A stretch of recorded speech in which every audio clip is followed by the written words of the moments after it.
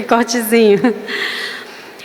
Mas é o que? Uma cicatriz, eu toco nela, eu sei o que aconteceu, eu lembro muito bem, até dos detalhes, porém não dói mais, porque foi curada. E eu gostaria de compartilhar com vocês um pouco sobre isso. Se eu fosse dar um tema para essa meia hora, 40 minutos que eu vou falar com vocês sozinha, até o Paulo vir para a gente conversar juntos, eu colocaria esse tema, marcas. E a pergunta é, que marcas são essas? Amém? Vamos orar? Pai, eu quero agradecer ao Senhor pelo privilégio, Senhor, de poder contar o que o Senhor fez comigo, na minha vida, glorificar o Teu nome mais uma vez, dando um testemunho da Tua restauração. Eu quero agradecer ao Senhor porque eu estou aqui, eu estou de novo de pé, eu posso testemunhar para a Tua glória, Senhor. Não foram coisas fáceis, não foram. Eu chorei muito, chorei, mas eu escolhi chorar aos Teus pés, eu escolhi confiar em Ti. E eu sei que foi isso que fez com que eu pudesse vencer e estar aqui hoje, Pai, testemunhando para a Tua glória. Em nome de Jesus eu oro por cada um aqui, Senhor, por cada casal, por cada família aqui representada, para que, Pai, seja o que for que eles possam estar passando, Senhor, um dia eles possam também, para a glória do Senhor, testemunhar e levar esperança a outros. Em nome de Jesus eu oro e te agradeço. Amém.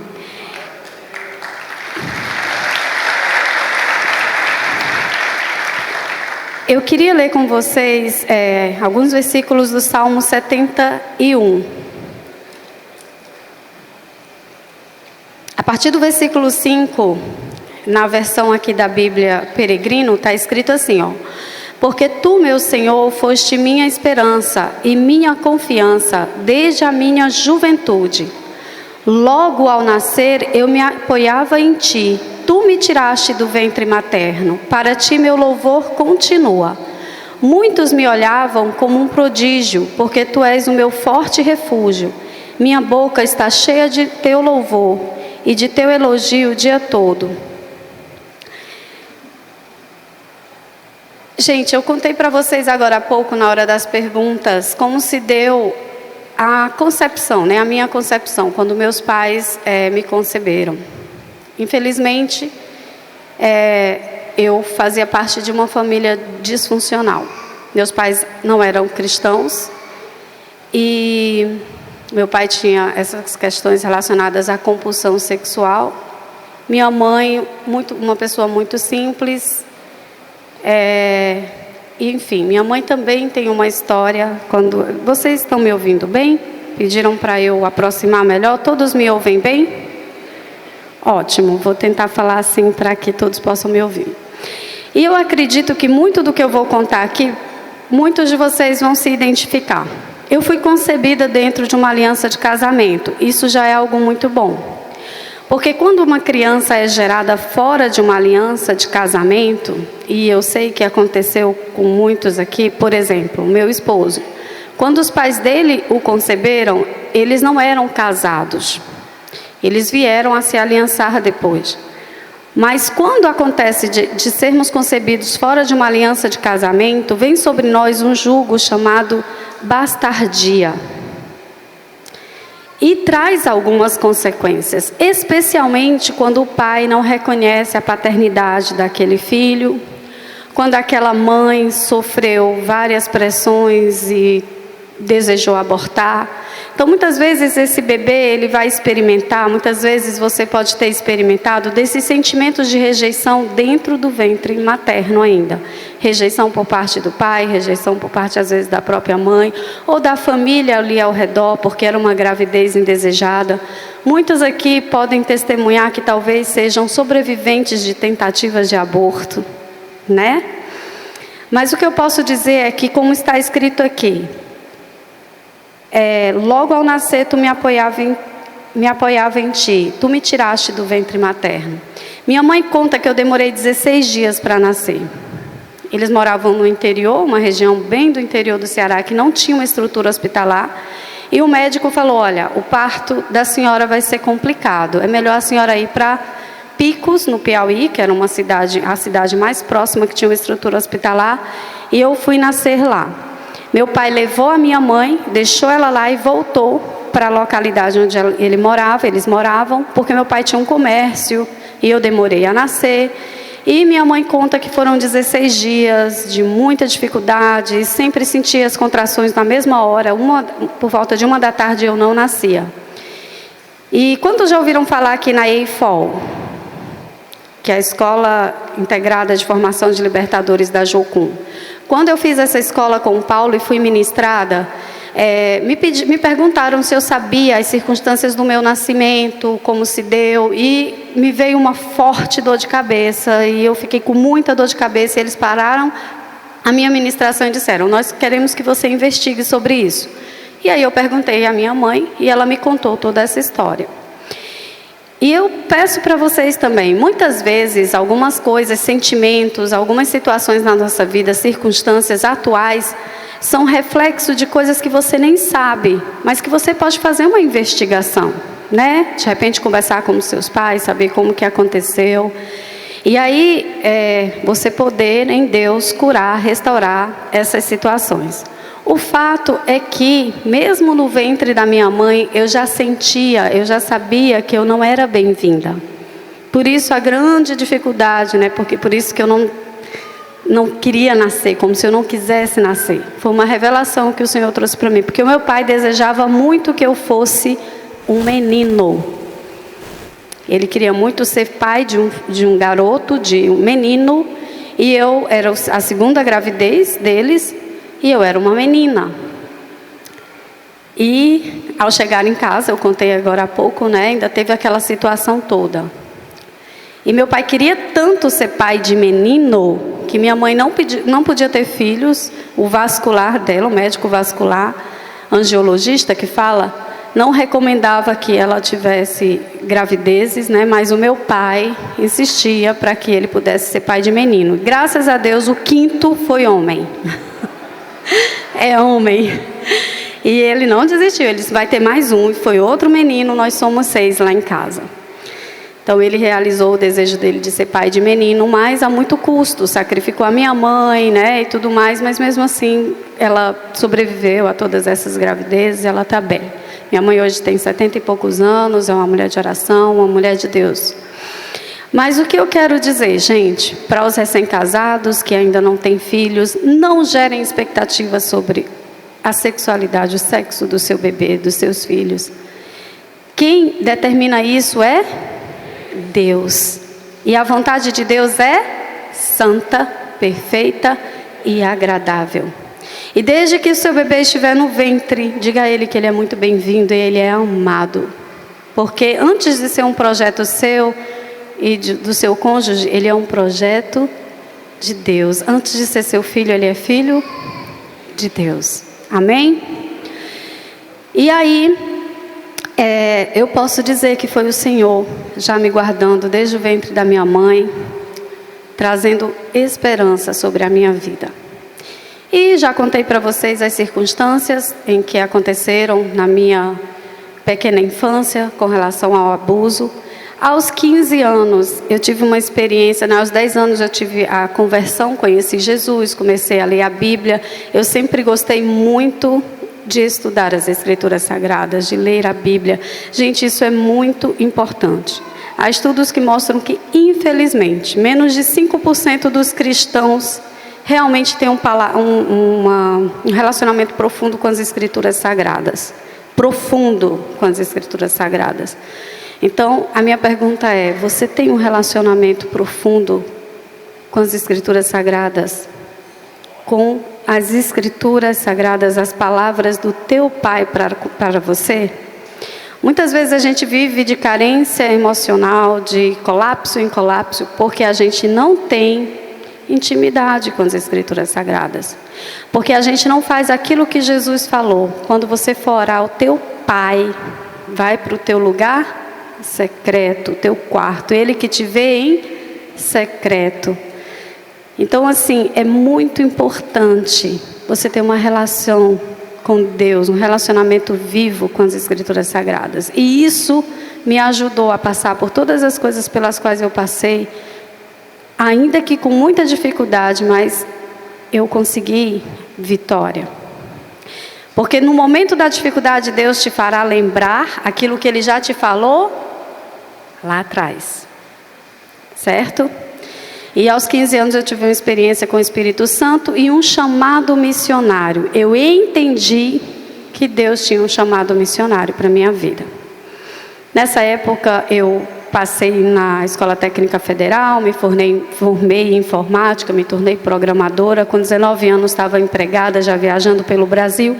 E conheci um rapaz que era da minha igreja, era uma igreja muito grande. Eu era de Fortaleza e ele do Rio de Janeiro. Ele trabalhava na minha área, a gente se conheceu porque ele era o web design do site da igreja. Eu passei um elogio pelo trabalho dele e aí ele, poxa, eu quero te conhecer. Enfim, nos conhecemos. Infelizmente, tive relações sexuais com ele sem sermos casados ainda e eu engravidei. Eu fiquei grávida aos 21 anos e ele me rejeitou a Raicinha, que ainda estava no meu ventre. Ele chegou ao ponto de dizer, se você abortar, eu caso com você. Antes era, se você fizer sexo comigo, eu caso com você. Aí, depois que eu engravidei, não. Agora, se você abortar, eu caso com você. Ou seja, ele não me amava. Eu acredito que aqui são só casais, né? Não tem jovens solteiros. Mas essa vai ser sempre a conversinha, né? É sempre bom vocês orientarem os filhos de vocês. Principalmente as filhas. Pais, eu estou falando agora com os homens. Pai, você é o principal responsável pela sexualidade dos seus filhos, sabia? Muitos garotos que infelizmente enveredam para questões das homossexualidades estão procurando em outros homens o pai que eles não tiveram. Então brinque de luta com o seu filho, abrace seu filho, sabe? Dá aquele, acho que o homem às vezes gosta de abraçar socando, né? Dá aquele soquinho, toque de forma saudável o seu filho. E muitas meninas, né, crescem com profundos sentimentos de carência, porque elas não têm esse toque saudável do pai. Abrace sua filha. Diga o quanto ela é linda, que ela é sua princesa. E diga para ela, filha, eu quero ajudar você a guardar o seu coração para o seu marido. Infelizmente, o meu pai era muito omisso e muito ausente. Ele era ausente porque ele era caminhoneiro, ele tinha um comércio lá no interior do Ceará. E quando ele nos levou para morarmos em Fortaleza, ele nos colocou numa casa muito bonita, muito espaçosa. Mas eu não tinha a presença dele, que era muito mais importante do que a casa bonita, os recursos financeiros. É muito mais importante para os seus filhos a sua presença, o presente da sua presença. E quando meu pai estava em casa, que muitas vezes era esporadicamente de 15 dias, ele não conversava comigo. A primeira vez que eu ouvi de um homem que eu era bonita, que eu era linda, foi um homem de fora, não foi o meu pai. Então eu cresci com uma carência absurda.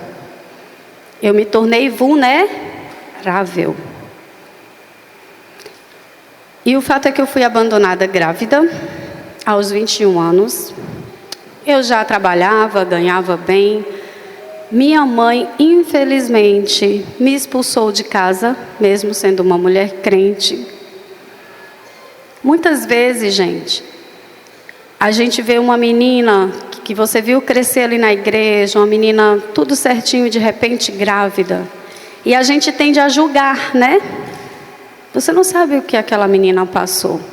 Às vezes ela foi vítima de abuso, de sedução. Eu fui seduzida.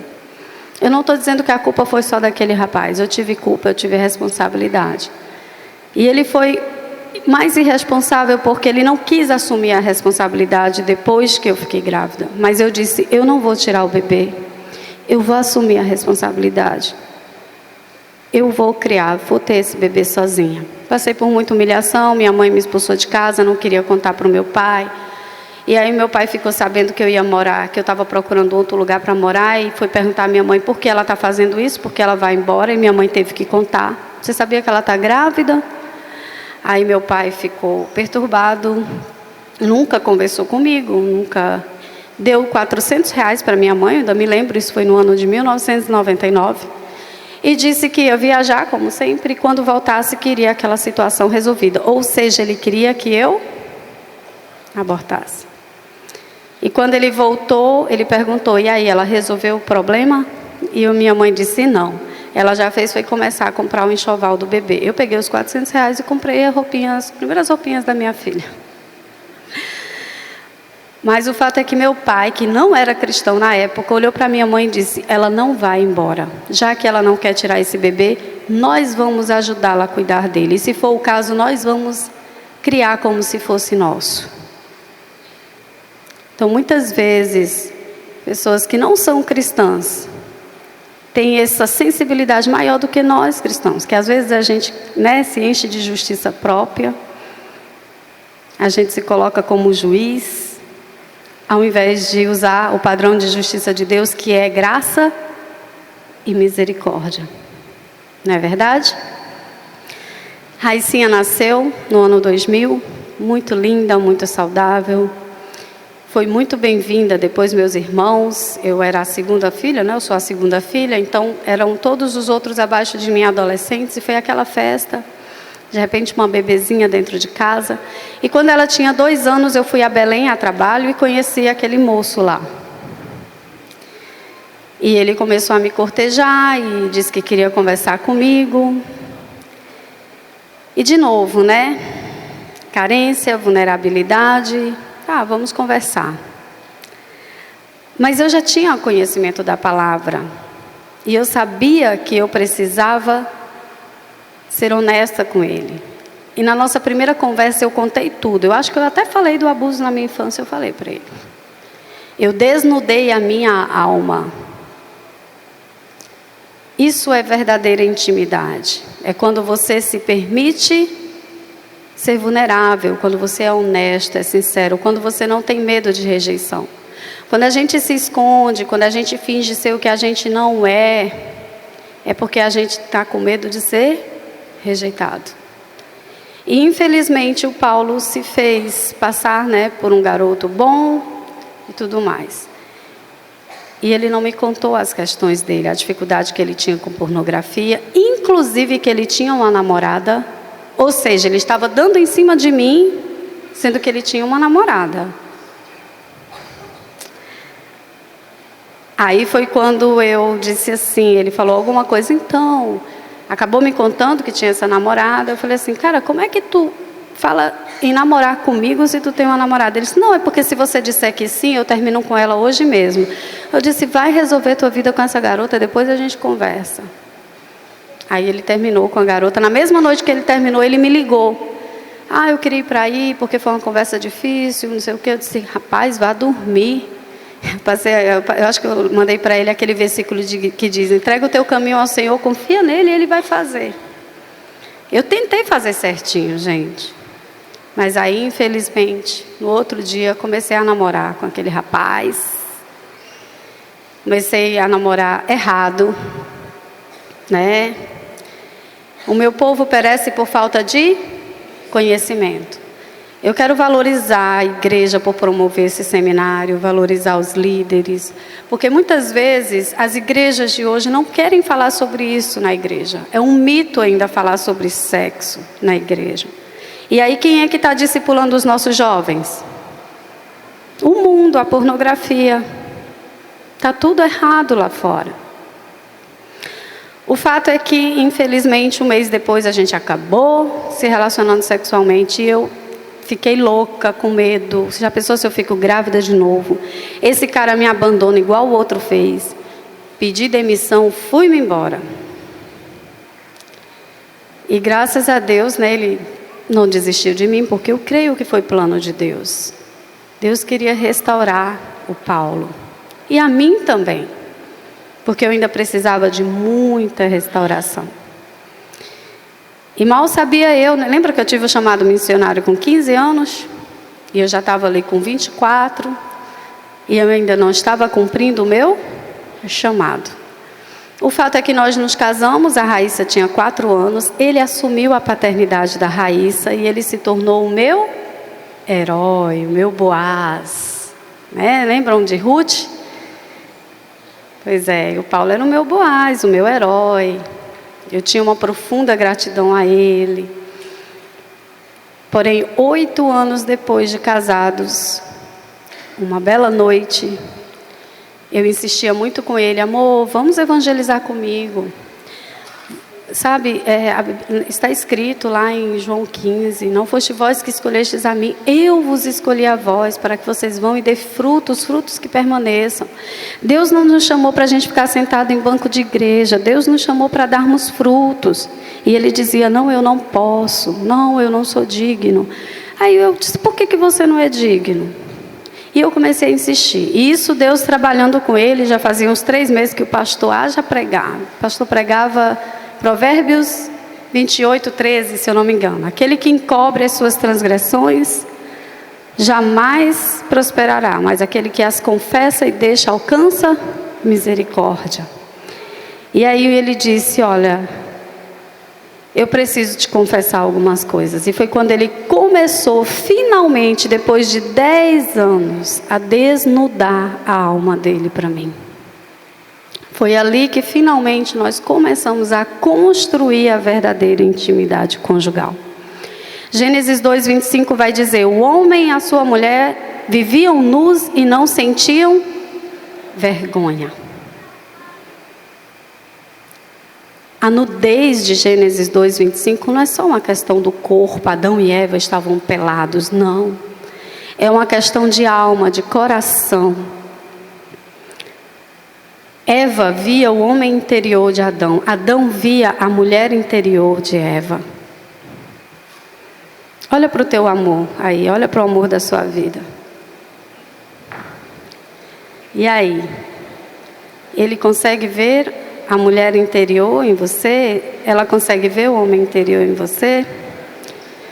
Você já desnudou verdadeiramente a sua alma para ela?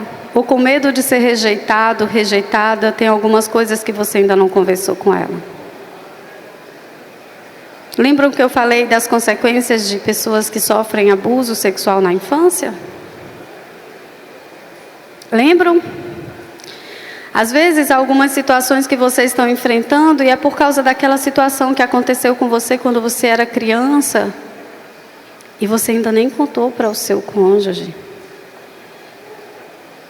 Sabe, esse é um tempo de vocês dois se desnudarem verdadeiramente.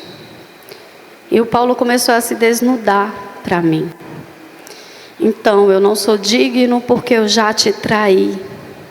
Começou com essa frase. Foi um golpe, gente. Foi muito difícil. Mas imediatamente, lembram da intimidade com as Escrituras Sagradas? Deus me fez lembrar que está escrito que há uma alegria no céu, uma festa no céu, por um pecador que se arrepende, mais do que por 99 justos. Eu queria evangelizar os que estavam lá fora. Por que eu não poderia me alegrar com o fato do meu marido estar confessando para mim algo? E aí eu olhei para ele e eu lembrei desse versículo, com certeza o Espírito Santo me fez lembrar, e eu disse: tudo bem, você está perdoado.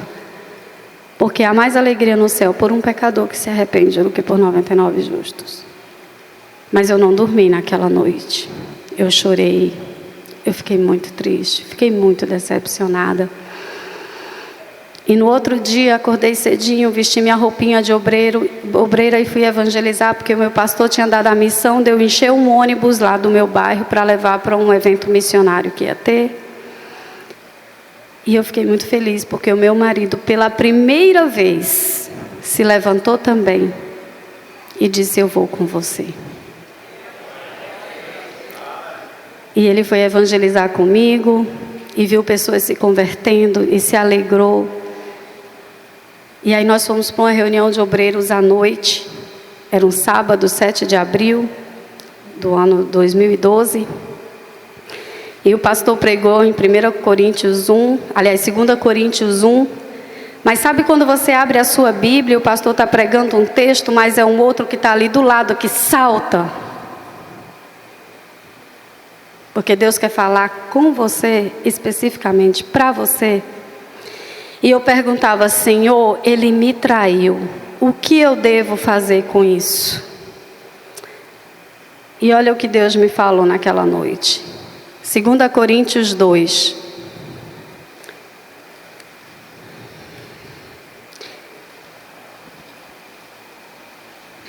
A partir do versículo 5. Eu não sei como está o título na Bíblia de vocês. Provavelmente está assim: perdão para um pecador. Na Bíblia de quem está assim? Na minha Bíblia está assim: perdão para o ofensor. Se alguém me causou sofrimento, não foi só para mim, mas em parte, não exagerando, para todos vós. É suficiente o castigo que a maioria lhe impôs. Ou seja, ele seria julgado por todo mundo, quando isso tudo viesse à tona. Agora, ao contrário, deve-se perdoá-lo e animá-lo para que não aconteça que a pena excessiva acabe com ele.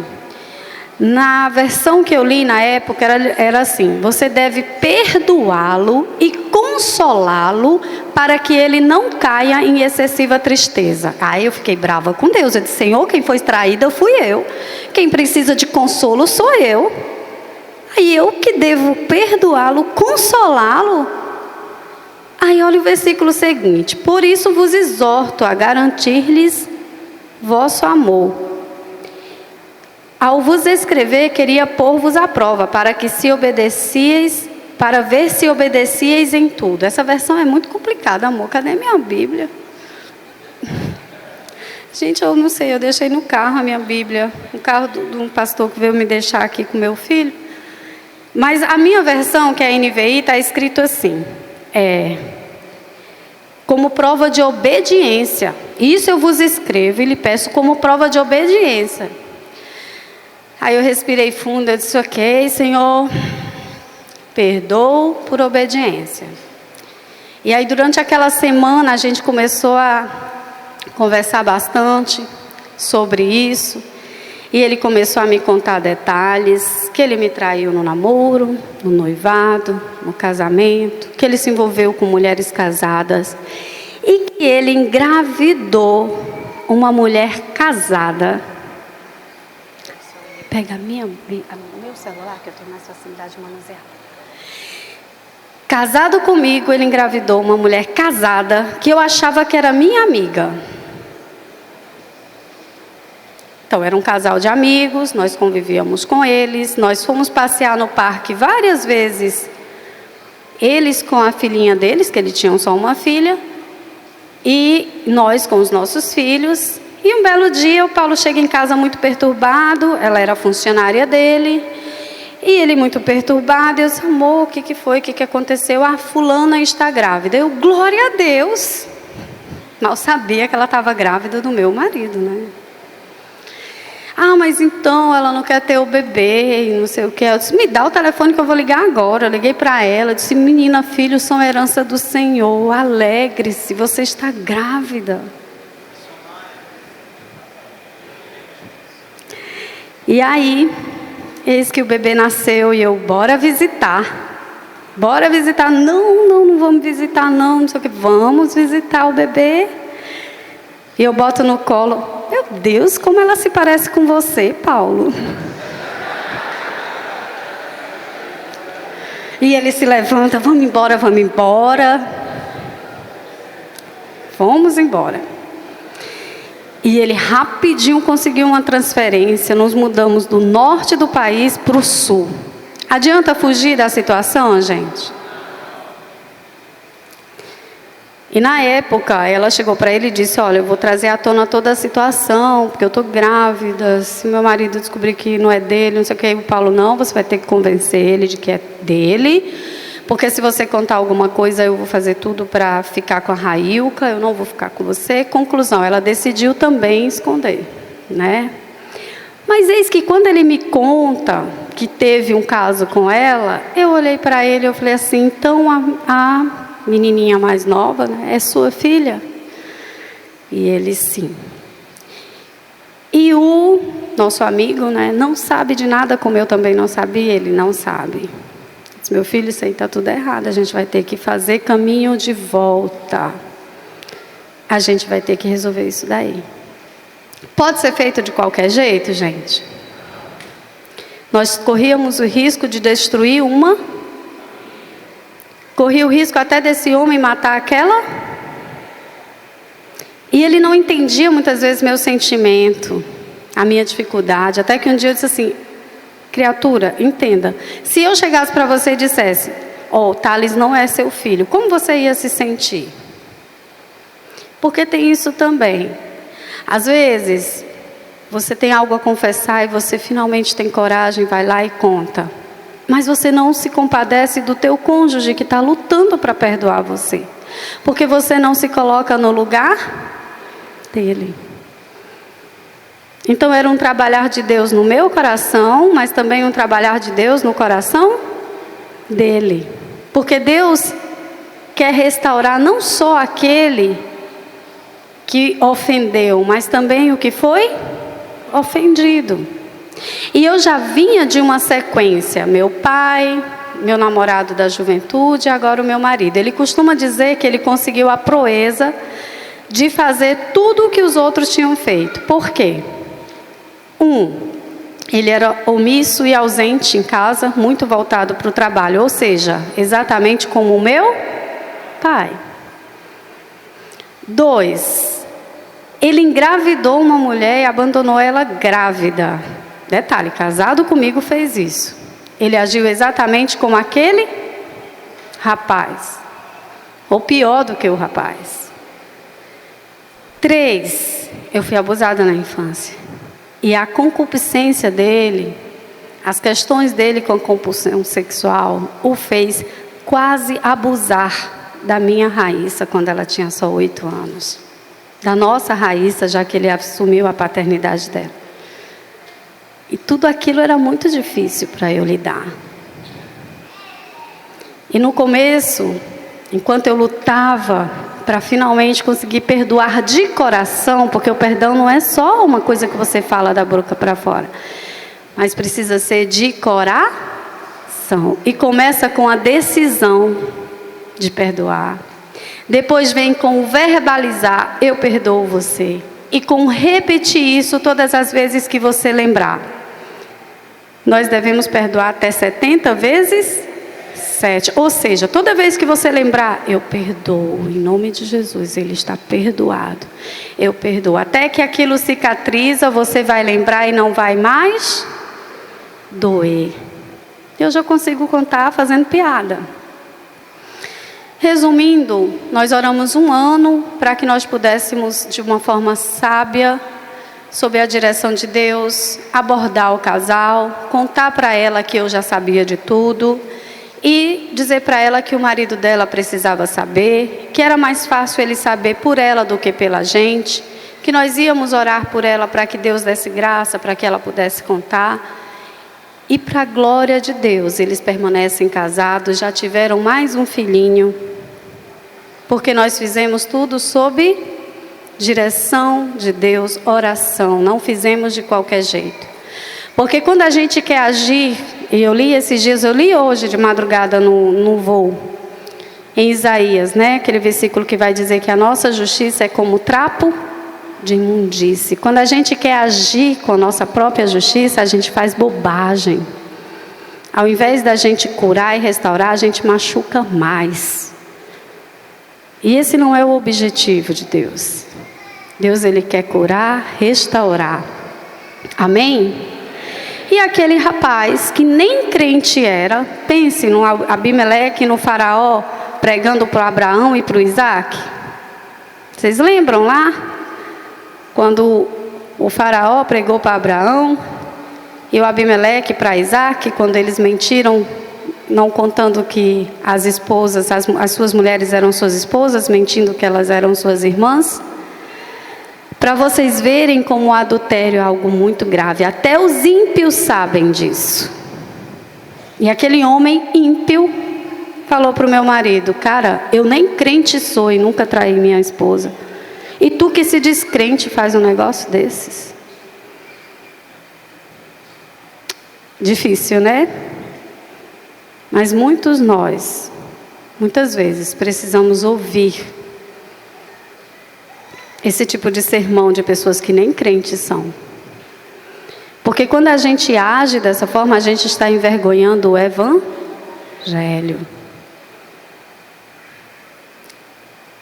E quando a gente se submete a esse processo de restauração, eu estou falando aqui para homens e mulheres que porventura precisem confessar alguma coisa. Vai valer a pena. Vai ser difícil o começo? Vai. Vai ser doloroso, é como uma cirurgia. E agora eu quero entrar nessa questão da cirurgia. Oséias 6:1, vou ler na minha versão, porque é mais fácil para mim de entender. Oséias 6:1 vai dizer o seguinte: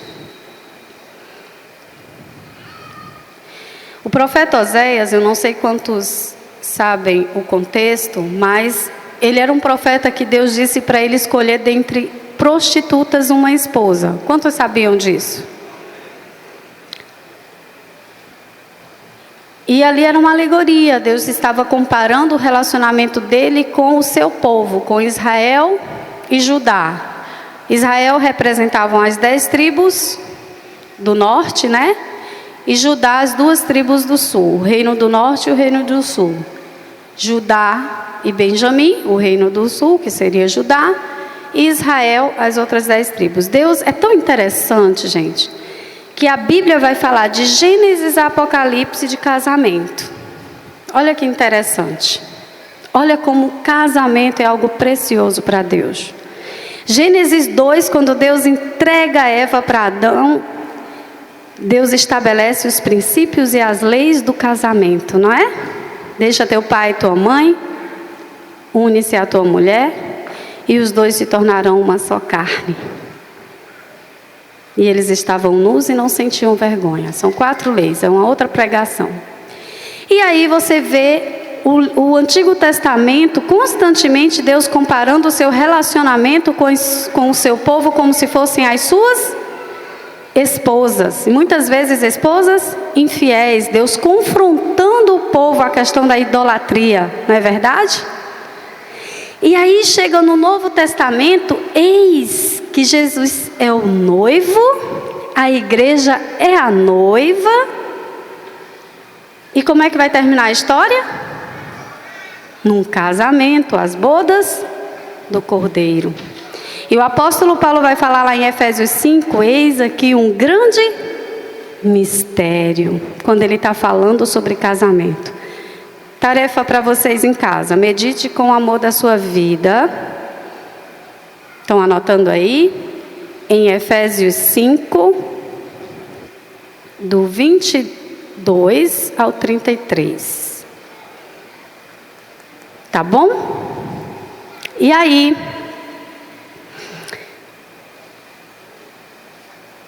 como nós fizemos aquele caminho de volta, debaixo da orientação do Senhor, de oração, o casamento daquele casal não foi destruído e o meu casamento estava passando por esse processo cirúrgico. E Oséias 6:1 vai dizer o seguinte: venham, voltemos para o Senhor, Ele nos despedaçou, agora irá nos sarar. Ele nos feriu, agora nos fará curativos. Aqui é a nova versão transformadora. Deixa eu colocar a NVI. NVI vai dizer: venham, voltemos para o Senhor. Ele nos despedaçou, mas nos trará cura. Ele nos feriu, mas sarará nossas feridas. Gente, qual é o profissional que para curar você vai precisar abrir uma ferida em você, uma incisão? É um médico cirurgião. Imagina a cirurgia do coração que tem que quebrar osso. Processo doloroso, mas necessário. E muitas vezes a convalescência, né, a recuperação da cirurgia vai demorar meses, se não anos, não é verdade? Mas vai valer a pena. Porque muitas vezes se aquele homem, aquela mulher não fosse operado do coração, ele poderia a qualquer momento infartar e morrer. E aí, 4 anos depois, ou seja, já era 2016, e eu ainda lutando com os meus sentimentos, com as minhas emoções, para perdoar de coração meu marido. Sabe por quê? Porque demorou 2 anos para ele confessar tudo. Era tanta coisa que eu me recuperava de uma coisa, pronto, resolvido, consegui perdoar. E aí eu sonhava com algo e eu dizia, por acaso você fez isso? E ele baixava a cabeça, fiz. Ou então Deus falava para ele que ele tinha que me contar, e ele, não, Senhor, se eu disser ela vai embora, se eu disser ela vai... Até que um dia ele acordou perturbado, como se ele estivesse sendo sufocado. E eu, o que foi, homem? O que está acontecendo? Então, eu tenho que contar para você um negócio, porque senão Deus vai me matar. Foi quando ele me confessou que tinha quase abusado da nossa Raíssa. Então não foi fácil, foram 2 anos de confissões, de confissões, de confissões, de confissões. E uma hora eu dizia, eu estou com você por obediência, porque Deus me deu uma palavra lá em 2 Coríntios 2, que era como prova de obediência, que eu deveria perdoar você. E aí eu dizia, Senhor, tá muito difícil de obedecer, Senhor, eu quero ir embora, eu quero o divórcio, eu quero que o Senhor me mate, pronto, me leva, ele tá restaurando, então mata ele está salvo, agora pronto. Eu queria matar ou morrer, mas não queria o casamento. Até que eu adoeci. Porque quando você não perdoa, as suas emoções estão adoecidas. E muitas doenças de pele, muitos tipos de cânceres são associados à fibromialgia também, a questões emocionais. E eis que eu desenvolvi uma patologia, uma enfermidade, que eu já tinha ido para vários especialistas, feito vários exames e ninguém descobriu o que eu tinha. E eles diziam, os exames dão tudo normal, você não tem nada. E eu dizia, mas eu estou morrendo de dor, eu estou tendo sangramentos absurdos no meu período menstrual, tem alguma coisa errada. Não tem. Até uma videoesteroscopia, que é uma raspagem do útero, um exame, não tinha nada. Porém, no dia 15 de abril... 4 anos depois, ele me confessou dia 6, 7 de abril, começou a me confessar, de 2012, e já era 15 de abril de 2016, e eu tive uma crise de dor muito forte. Eu disse, Paulo, me leva para o hospital, porque eu sei que eu vou morrer hoje, se eu não for, se eles não descobrirem o que eu tiver, se eles não fizerem a cirurgia, se eles não fizerem alguma coisa. Conclusão, eu fui operada, fiquei 2 dias em observação, fazendo uma série de exames.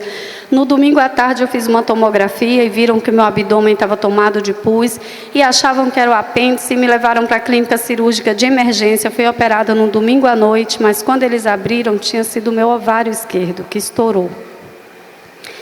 E eles tiveram que abrir de cima do meu umbigo até a pelve. Eu tenho essa cicatriz, mas ela não dói mais.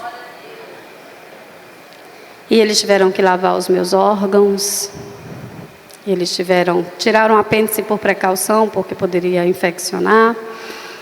E quando eu acordei, eu disse, Senhor, depois de tudo que eu passei, o Senhor permite ainda isso? E sabe o que Deus disse para mim? Filha, quem abriu essa ferida aí no seu abdômen? Foi para te destruir ou foi para te curar? Eu disse, Senhor, foi o médico que fez isso, foi para me curar. Foi isso que eu fiz no seu casamento.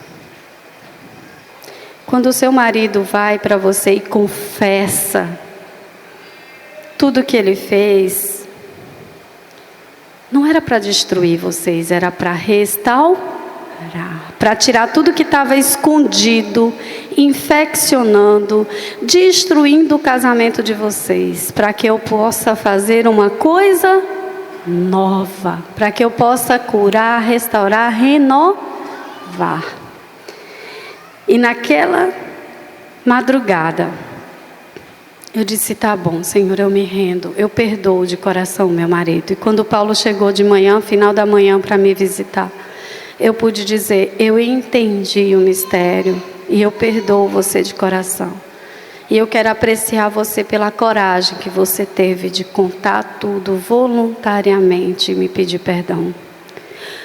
Porque, gente, infelizmente, hoje que a gente está nessa caminhada aí de já vai quase 10 anos, de aconselhando, ajudando outros casais, a grande maioria não confessa, é descoberto.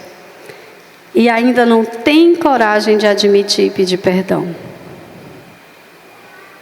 Então a gente precisa reconhecer a coragem de um homem ou de uma mulher que fez algo assim e tem a coragem de voluntariamente confessar e pedir perdão. Amém? E aí, eis que aquele ano Deus tinha dado uma promessa para o Paulo, se vocês quiserem anotar aí, está lá em Sofonias 3,17. Que ele ia se alegrar em mim, que ele ia me renovar. E aquele foi um ano de renovo. Eu pude experimentar, para a glória de Deus, de alegria de novo no meu casamento. E Deus já tinha me dado palavras sobre isso.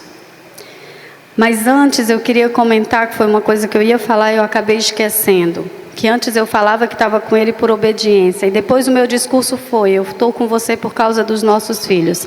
Sabe por quê que eu comecei com esse discurso? Porque eu queria muito divórcio. E aí Deus me disse assim para mim, eu odeio o divórcio. Anote aí.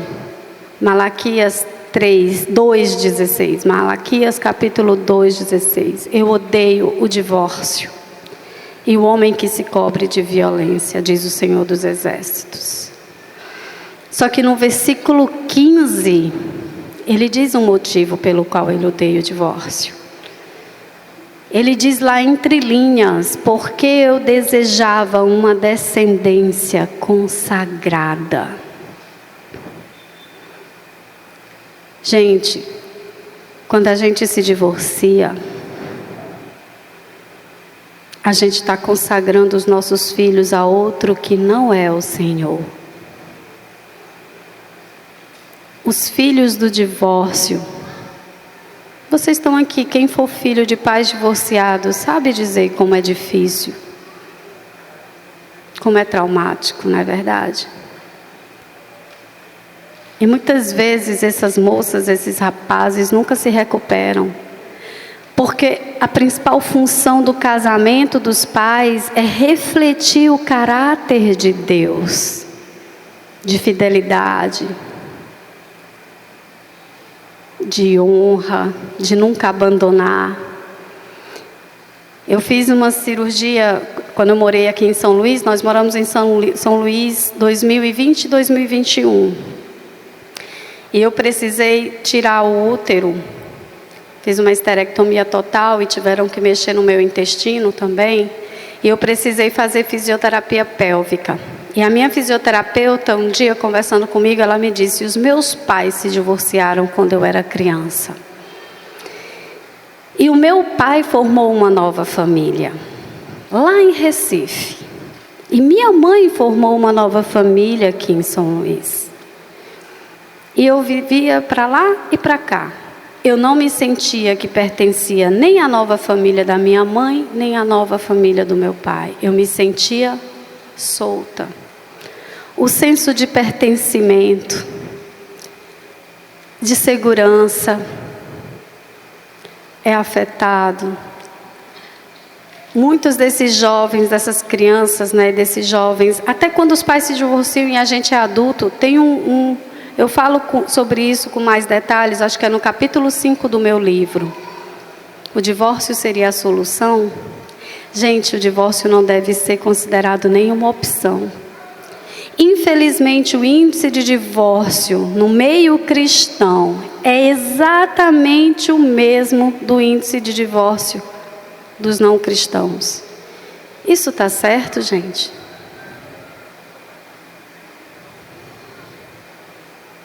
Vamos ver o que Jesus fala sobre o divórcio aqui em Lucas.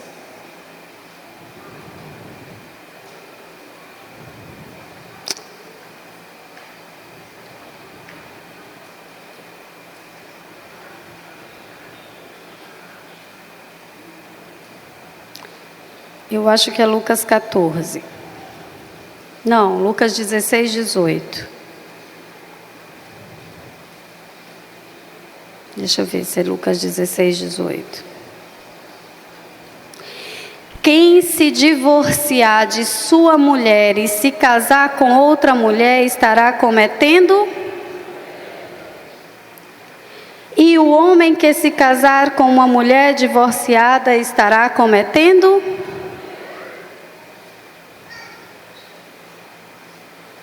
Sabe qual é a única circunstância em que você estaria livre para se casar novamente?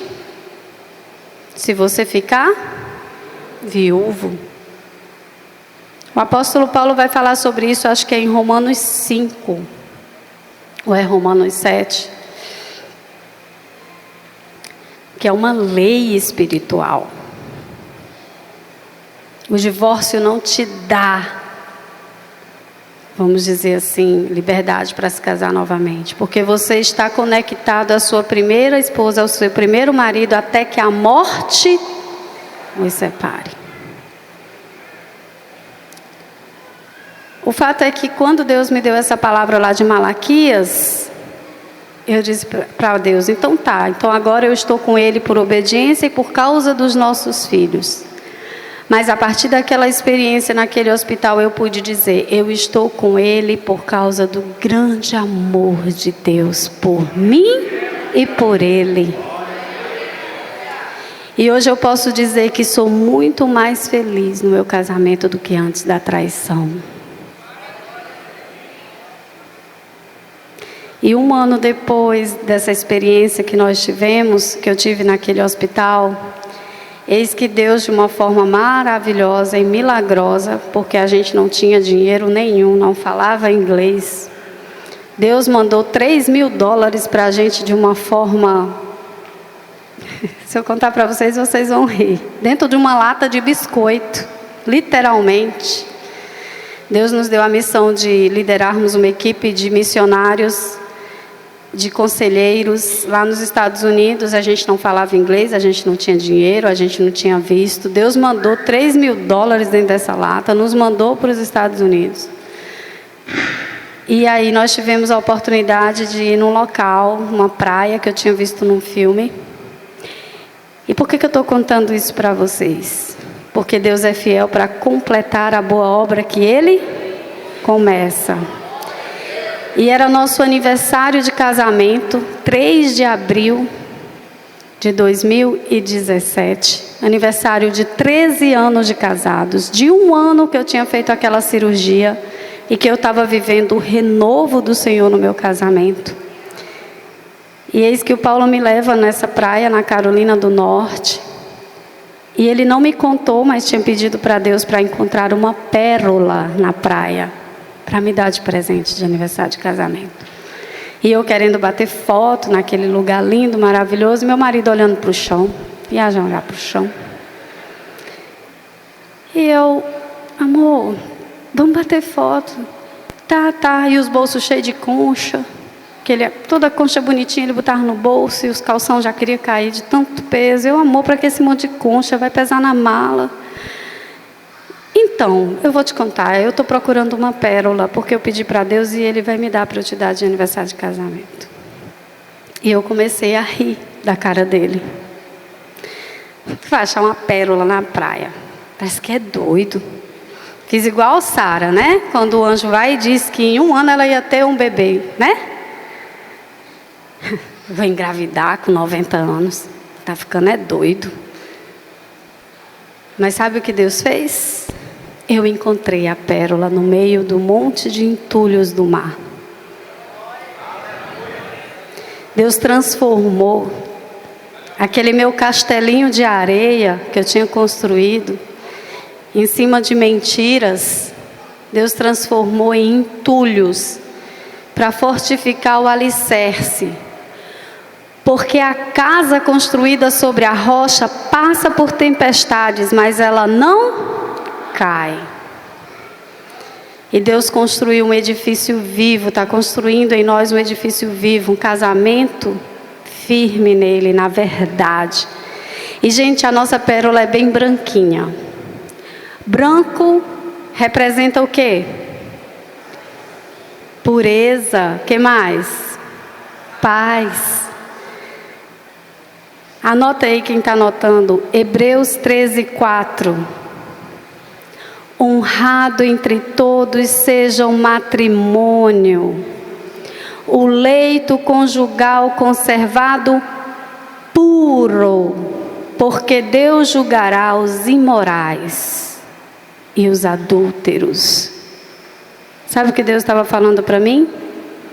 Filha, eu purifiquei o leito conjugal de vocês.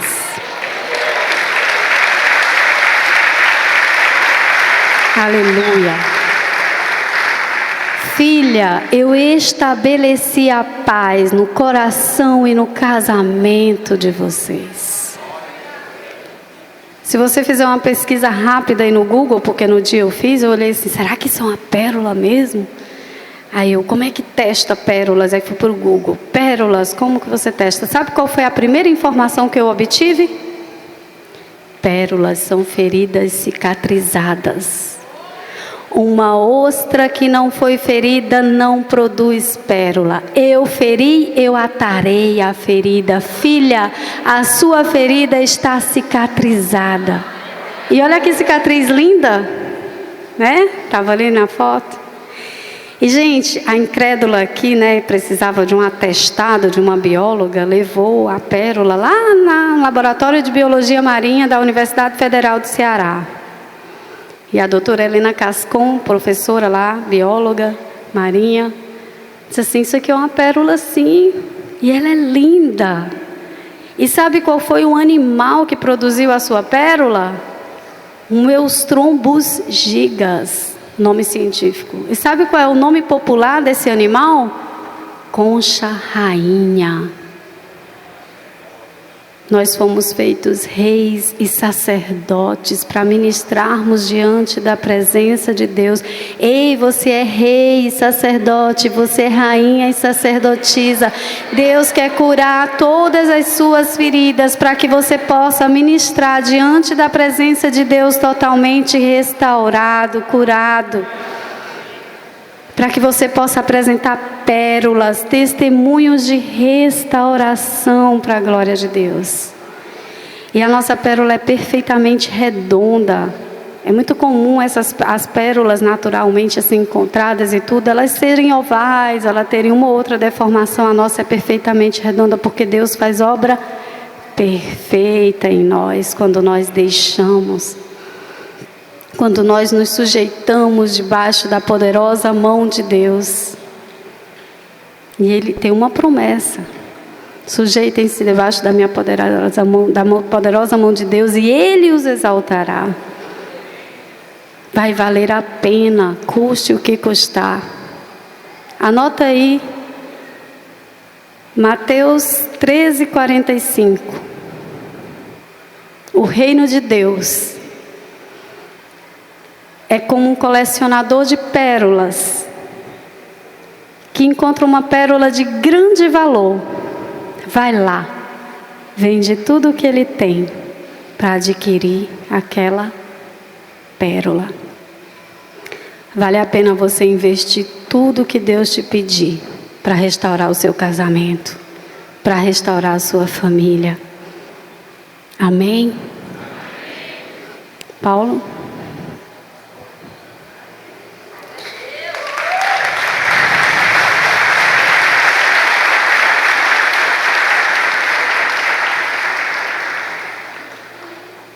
Tem só uma última coisa que eu quero compartilhar antes da gente começar a falar sobre intimidade conjugal. E é sobre a Raíssa. Alguns aqui devem saber já. Infelizmente, a Raíssa faleceu ano passado. E o que eu posso dizer para vocês como mãe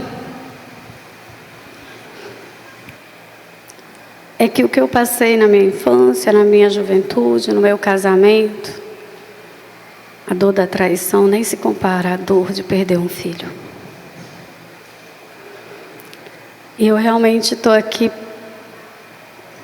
porque Deus é muito lindo e restaura o coração da gente. É uma ferida recente, a maior que eu já experimentei. Uma menina linda, saudável, 21 anos, terminando a faculdade de Direito, empresária, falava inglês, estava quase falando francês, queria ser diplomata. E, infelizmente, ano passado, ela tomou a vacina da Pfizer de forma imprudente, tomando medicações, não suspendeu. E 4 dias depois, ela não acordou. Ela teve uma embolia pulmonar. Ela morava em Fortaleza, na casa da minha mãe, e a encontraram roxinha, sem vida. E, gente, eu confesso para vocês que eu, de novo, perdi a vontade de viver. E eu disse: Senhor, eu não quero mais, chega. Me leva também.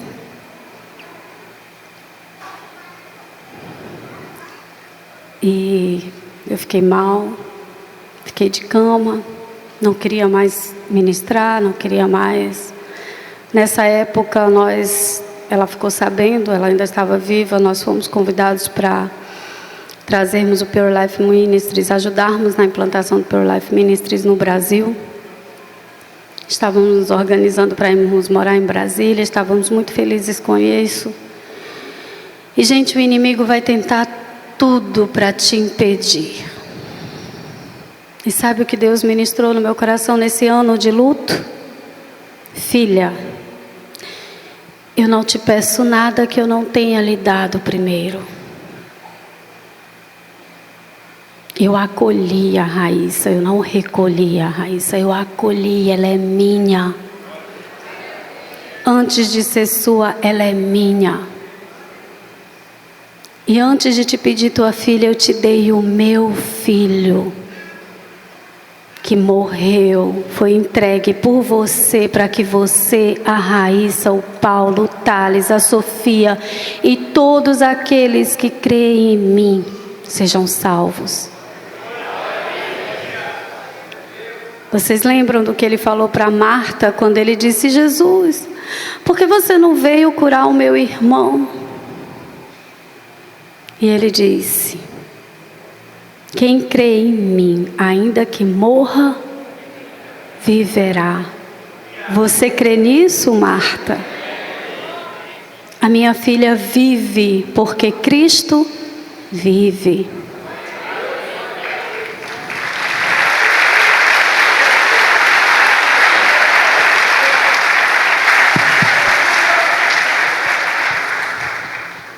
Amém.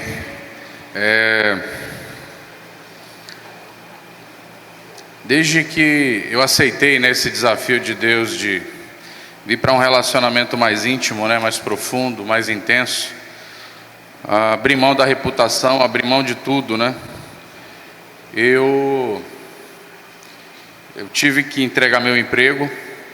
Eu era gerente regional de um grande banco nacional. Vim para a vida missionária. Nós entregamos a nossa casa. Nós entregamos o nosso carro. Nós chamamos os missionários da base, quando nós perdemos a nossa casa para o banco em 2017. E pedimos: cara, a gente já perdeu a casa mesmo, a gente está indo embora de Curitiba. Acabou o nosso tempo em Curitiba. Então podem vir, pode pegar os móveis aqui. Eles vieram, pegaram. Perdemos a reputação, perdemos muito, de tudo. E agora, nossa filha foi. E às vezes você se questiona: poxa vida, o que mais, que a gente talvez precise entregar? Mas o que eu posso dizer para vocês é que,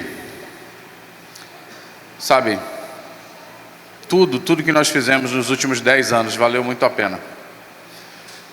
Valeu muito a pena, porque hoje eu posso, ficar diante de vocês aqui, A Railka pode trazer todas essas coisas, né, desprezíveis, né, que eu fiz no meu passado, né, e como eu falei para vocês, é um tempo de humilhação, né, para a gente. Mas em todas essas coisas, né, Deus é exaltado e Deus é glorificado. Porque mesmo em tantas coisas que aconteceram, hoje eu posso dizer para vocês que nós temos uma comunhão verdadeira e hoje nós temos um relacionamento com Ele. E sabe, ainda que tiraram tudo, né, de nós temos Ele. E isso nos basta. Não é uma visão romântica, que coisa linda, entregou tudo. Gente, é difícil pra caramba. Imagina que 10 anos eu esperei esse ministério vir para o Brasil. Esse ministério chega no Brasil, eu recebo o convite para ser diretor desse ministério, e 2, 3 meses depois a minha filha falece. Aí você não entende nada, né? Você fala, cara, o que está acontecendo? E a única coisa que a gente tem para dizer para vocês é que algo que tem sido um consolo, né, no nosso coração, são os nossos tempos de oração. 5 dias antes da Raíssa falecer, 5 dias não, uma semana antes, a Railka disse: Paulo, eu estou sentindo no meu coração que nós devemos fazer um jejum. E nós fizemos um jejum de 3 dias, eu e ela. Quando terminou os 3 dias de jejum, era o dia que a Raíssa chegaria à noite. Nós entregamos o jejum pela manhã. E é impressionante, porque quando nós começamos a orar, parecia que, você se lembra, né? Senhor, nós queremos entregar o jejum e ouvir o que o Senhor tem para nós. Eu estava orando, já vieram palavras. E uma das palavras que veio foi João 13:7. Lembrem-se, 5 dias antes dela falecer, chegaram essas palavras no nosso coração. A primeira foi João 13:7. Agora não entendes o que vos faço, mas haverá o tempo que entenderão. Continuamos orando, e a segunda palavra que veio ao nosso coração, Romanos 8, 28, 26 por ali. Todas as coisas cooperam para o bem daqueles que amam. Amém? E a terceira palavra que veio ao nosso coração foi: a minha graça te basta. 5 dias antes de acontecer. E aí quando acontece isso, quando nós recebemos a ligação, porque a Raíssa morava em Fortaleza. Deixa eu explicar. Tá. Ela veio porque, eu não sei se vocês se lembram, mas São Luís era a capital que estava mais acelerada, né, na questão do calendário, né? E a Raíssa queria muito ir para os Estados Unidos, passar 6 meses lá com a minha irmã e a minha cunhada, e ela precisava do passaporte de vacinação para embarcar. E ela veio porque ela soube que iam vacinar a idade dela, 21 anos. E ela chegou na quinta-feira, vacinou no sábado, voltou na terça e faleceu na quarta. Gente, eu não estou aqui pregando contra vacinas. Infelizmente, ela tomou de uma forma imprudente. Ela estava com amigdalite, estava tomando antibióticos. Ela chegou com muita febre na quinta-feira. Eu levei ela no hospital, ela começou a tomar antibiótico, tomar prednisolona. E mesmo assim ela quis vacinar. E veio uma culpa absurda sobre a gente, que a gente diz assim: por que eu não impedi? E eu disse: filha, não vacina. Não vacina. Eu estou pensando em não vacinar e nem vacinar os seus irmãos. Mamãe, deixa de besteira. E aí eu estava recebendo visitas naquele sábado, e ela viu na internet que estavam vacinando pessoas com 21 anos, e ela foi e vacinou. Só que ela tomava, além desses remédios, né, prednisolona e azitromicina, por causa da amigdalite, inflamação na garganta, ela tomava remédio para enxaqueca crônica, ela tomava para fibromialgia, né, a pregabalina, eu acho. Então, foi uma interação medicamentosa. Eu não posso associar só a vacina, tá? Eu só a orientação quero dizer até isso. Que era para suspender os remédios. Porque a orientação e ela mentiu lá, ela não informou que ela estava tomando medicação, porque com certeza ela foi perguntada que você deve suspender medicação 15 dias antes, 15 dias depois, porque é uma vacina experimental, né? Eles ainda não sabem as consequências, né? Mas a gente soube de muitos casos de jovens que faleceram exatamente no 4º dia após a Pfizer, e aconteceu com a nossa filha. Agora a gente precisa entender que no nosso caso, que somos filhos de Deus, existe a soberania de Deus. Ele nos avisou 5 dias antes, 7 dias antes que a gente começou a jejuar, na terça. Jejuamos terça, quarta e quinta. No dia que ela chegou, entregamos o jejum. Então Deus já havia nos avisado: o que vos faço agora vocês não entendem, mais tarde entenderão. Todas as coisas cooperam para o bem daqueles que amam a Deus. E na sequência vai dizer: nem morte nem vida, nada nos separará do amor de Deus. E a outra palavra que eu não sei direito a referência, mas eu acho que é 2 Coríntios 2, se eu não me engano, não sei qual é a referência, se algum pastor aqui puder dizer, que vai dizer: a minha graça te basta, o meu poder se aperfeiçoa na sua fraqueza. E Deus sabia que a minha principal fraqueza era justamente os nossos filhos. Mas Ele me deu graça. E há 4 meses eu fiz uma cirurgia de coluna. E eu disse para o meu marido: eu quero morrer nessa cirurgia. E eu preparei os meus filhos: gente, estou pedindo a Deus para não voltar para casa, mas eu quero que vocês fiquem bem. Saibam que a mamãe vai para o céu, vai encontrar a Raicinha. Eu liguei para minha mãe e disse: mãezinha, eu vou operar amanhã. Pode ser que eu não volte. Saiba que foi uma coisa que eu pedi para Deus e que eu vou ficar bem. Mas quando eu acordei daquela cirurgia, eu disse: ok, Senhor, o Senhor não quis me levar, pois eu vou viver para a sua glória.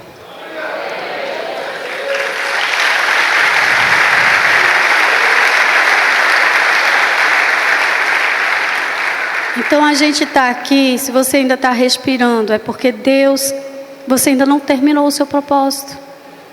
Deus ainda tem algo com você ainda aqui. Mas saiba que a nossa morada eterna, o nosso lugar é na casa do Pai. João 14, não se turbe o vosso coração. Creiam em Deus, creiam também em mim. Na casa do meu Pai há muitas moradas. Eu vou preparar um lugar para vocês. Amém? E eu gostaria, só para a gente encerrar essa parte aqui que está falando da Raíssa e tudo, e do preço que nós pagamos, né? Para estarmos para a glória de Deus hoje, fazendo o que a gente está fazendo. Está escrito lá em Lucas, capítulo 14. Travou, mas eu acho que é o 14. A partir do versículo 25, o preço do discipulado. Uma grande multidão ia acompanhando Jesus. Este, voltando-se para ela, disse: se alguém vem a mim e ama seu pai, sua mãe, sua mulher, seus filhos, seus irmãos e irmãs e até sua própria vida mais do que a mim, não pode ser meu discípulo. E aquele que não carrega a sua cruz e não me segue, não pode ser meu discípulo. Gente, vale a pena entregar tudo para sermos discípulos dele. Sabe por quê? Porque ele não poupou nada. Ele entregou tudo para que nós pudéssemos ser reconciliados com o Pai. Amém? Para que nós possamos ser salvos. Amém. Acho que é isso, queridos. Só compartilhando um pouco com vocês, né, das nossas dores, né, dos pesos. Mas, né, dessa força que não vem de nós, dessa graça, né, que vem dele, nos fortalecendo e nos encorajando a caminhar. Amém? Nós vamos ter agora, né, um tempo de louvor, de adoração, e depois a gente vai ter, parece que um lanche, e depois a gente vem para a última ministração. Amém? Deus abençoe vocês.